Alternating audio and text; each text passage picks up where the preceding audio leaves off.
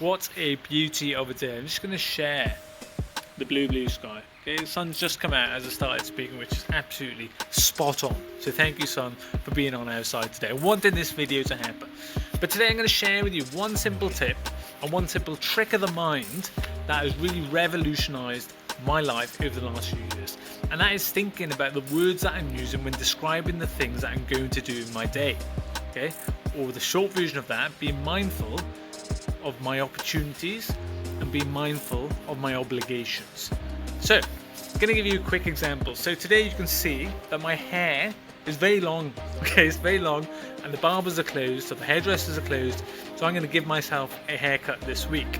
Now, the old Sanj, and I still make mistakes, so I still do this sometimes, but the old Sanj would say, "Oh my gosh, man, I got to give myself a haircut. I have to give myself a haircut this week. I have to give myself a haircut."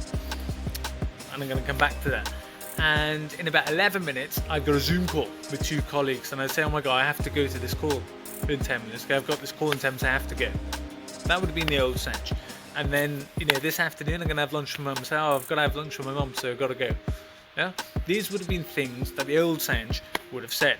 Whereas I learned what I'm going to share right now, and the sun comes out as I'm going to share the tip. But it's just one tip to be mindful of the language that you use. So instead of saying that I have to do certain things, I have to give myself a haircut, I have to go for this Zoom call, I have to have lunch with my mum, I changed that language. So our mind is very clever, and when you say different things, your mind thinks different things, because we do, and it comes from within. So that's changing. I get to versus no. I said it wrong, but I'm going to carry on rolling anyway, because this is natural. I changed my language. Instead of saying I have to I get to. So to saying that I have to go and cut my hair, I get to cut my own hair, because I actually don't have to. I can let it grow as long as I want, but I want to, which means I get to. I don't have to go on the Zoom call. Nobody's forcing me to go on the Zoom call soon. I get to go on this Zoom call.